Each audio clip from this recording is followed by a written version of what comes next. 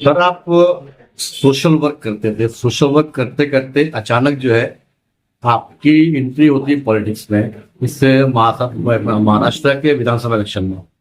और आपने राष्ट्रवादी कांग्रेस पार्टी अजीत पवार गुट को समर्थन दिया है, जबकि इस शहर में 3 बार का आजमाया हुआ आमदार है।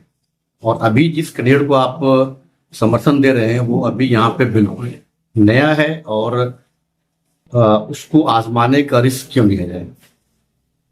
आजमाने का रिस्क अगर ये सोचते तो पहले इलेक्शन में ऐसा 3 बार के आमदार आपने फरमाए कि 3 बार के आमदार जीते हुए यहाँ पे है, तो वो टाइम पे भी हम अवार्ड सबको सपोर्ट नहीं करते। अगर ये सोचे थी ये रिस्क क्यों ले रहे? अगर डेवलपमेंट चाहिए तो चेंज होना जरूरी है। 15 साल लोग बता रहे 15 साल, लेकिन मेरे हिसाब से 15 साल से ज्यादा हो गए। तो आमदार साहब ने कभी हमारे मोहल्ले पे ध्यान नहीं दिया। उनके लोग थे, उनके लोगों को ध्यान देना चाहिए था। जैसे उनके कॉर्पोरेटर्स है, उनके पदाधिकारी है, तो उनको ध्यान देना चाहिए था हमारे मोहल्ले में क्या तकलीफ है क्या नहीं। हमारे कई बार बोलने के बाद भी वो हमारे मोहल्ले में झांकने नहीं है। आज ये लोग आ रहे वोट मांगने और रिक्वेस्ट कर रहे, और हमारे मोहल्ले का कोबा करा के दे रहे, कचरा उठा के दे रहे, और ये सारी चीजें करा के दे रहे। तो ये सारी चीजें कराने से तुम्हारे 5 साल की जो घपलेबाजी है खत्म नहीं हो जाती ना। जो 5 साल हमने तुम्हारे बिना तकलीफ उठाए, हमको खुद से हमारे काम करवा के लेने पड़े, चाहे बच्चों की स्कूल का हो, चाहे रोड का मसला हो, कचरे का मसला हो, पानी का मसला हो, और भी बहुत सारे मसले हैं। तो हमको खुद वो हल करना पड़ा, क्योंकि हम जा जाके थक गए थे। जो अवार्ड साहब के लोग हमको यहाँ दिए गए थे वो तो गायब थे, आ जाए। तो इसके लिए हमने सोचा कि जब हर 5-5 साल में यही हो रहा है कि हर 5 साल में आमदार साहब के लोग आते और हमको कोबा करा के दे देते, सोसाइटीज में कचरा साफ करवा के दे देते, और थोड़ा बहुत लोगों को पैसा वगैरह बांट देते, लोग खुश हो जाते, और उसमें उनके 5 साल निकल जाते। 5 साल की कपड़ेबाजी सब दब जाती है। तो इसीलिए चेंज है, दूसरा कोई चेंज नहीं है इसके अंदर। लारी साहब स्टार्ट में मेरे को बहुत प्रॉब्लम आई कि घड़ी है, बीजेपी है, क्यों इनको सपोर्ट करना, हमको असेंबली में भेजना है, और ये सोच की बात है या इसकी बात है, हमको बीजेपी के साथ नहीं जाना है। बीजेपी के साथ नहीं है। और मैं ये भी बोलता हूँ कि हमारे मोहल्ले के लोग इतने परेशान हैं अवार्ड साहब के लोगों से कि अगर हमको बीजेपी को भी वोट डालना पड़ता तो हम डाल देते, क्योंकि 5 साल तक कोई झांकरा नहीं है, कोई देख रहा नहीं है।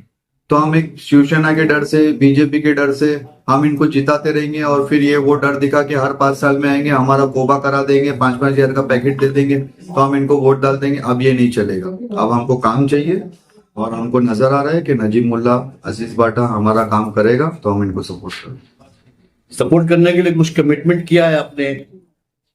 मतलब कैसा कमिटमेंट? मतलब ये कि हम आपको सपोर्ट करेंगे तो हमारे एरिया का ध्यान दिया जाएगा, या हाँ। उन्होंने कुछ वादा किया आपसे? नहीं, असल में कमिटमेंट और वादे की जरूरत ही नहीं है, क्योंकि नजीब भाई के साथ जो लोग हैं उसमें मैं अजीज बाटा का नाम लूंगा। तो उस आदमी के लिए हमको कोई कमिटमेंट या इसकी जरूरत नहीं है। देखो, हजरत अली करम करीम ने फरमाया कि आजमाए हुए को वापस से आजमाओ मत, ये बेवकूफी है। आजमाए हुए को आजमाना बेवकूफी है। अजीज भाई आजमाया हुआ आदमी है, और हमको उनसे कमिटमेंट की जरूरत नहीं है। हमको सिर्फ उनको बताना है कि हमारा ये काम होना चाहिए, वो बंदा वो काम करके देगा, और दिया है और देगा। जनता से अपील? जनता से अपील? जनता से अपील यही है कि अब तुम ये बीजेपी और शिवसेना और इससे डरो मत।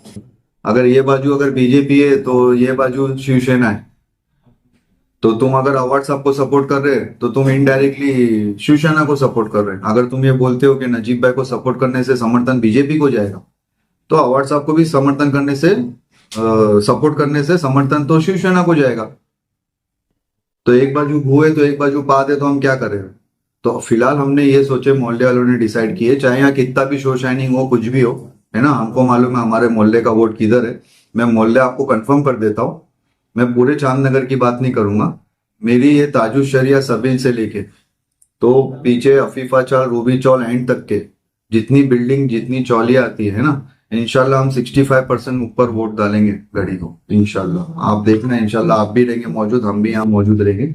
ये मोहल्ला मेरा घर है, हमारा घर है ये मोहल्ला, और हम मिल के घड़ी को वोट डालेंगे। आम सोच बनी हुई है कि ये इलेक्शन जो है आइडियोलॉजी वर्सेस डेवलपमेंट पे है।